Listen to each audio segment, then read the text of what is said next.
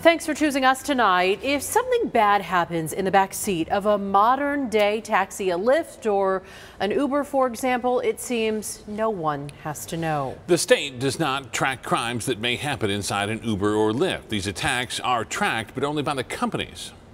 All of this after the horrific attack of a pregnant woman just trying to pick up a passenger in Tempe. Police say he stabbed her all over to try to take her SUV. Justin Pizzera joins us tonight. Justin, walk us through what you've learned here. Yeah, good evening, Katie. We've learned that there's really nothing requiring these companies to report these crimes to the state of Arizona. Now, I called multiple agencies today, the Governor's Office of Highway Safety, ADOT, the Corporation Commission, the Governor's Office.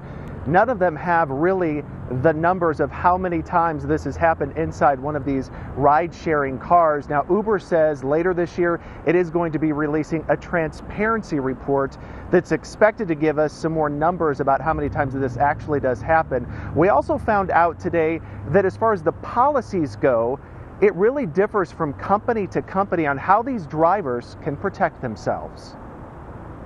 There's the rules of the road, and then there's the rules for Uber and Lyft drivers, which are very different when it comes to protection. Harry Campbell is the author of the Rideshare Guide. He drives for both Uber and Lyft. Uber allows for drivers to carry pepper spray, Lyft does not, and I've actually heard of drivers actually even being deactivated for carrying pepper spray on Lyft. On paper, neither allow weapons, but in Arizona we have a conceal and carry, so a driver can legally carry a weapon. It would just be against company policy. They'd rather get deactivated from Uber or Lyft than, deactivated from life. And so I think that it's kind of a tough balance for some of these drivers who feel safe with a gun in their car since it's allowed legally in their state or their city, but it's sort of against Uber and Lyft's terms of service. Crystal Welsh has been a Lyft driver for 2 months. She says there's some places she refuses to drive just for her own safety.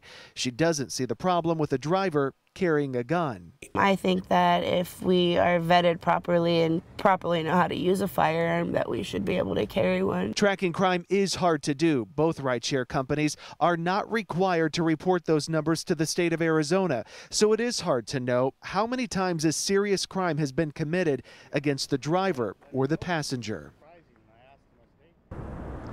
So again, Uber is expected to release that transparency report sometime this year. They're calling it a first of its kind. We did reach out to Lyft today to find out if they're going to do the same thing. At this point, we have not heard back, guys. All right, Justin, thank you. And that accused killer, Fabian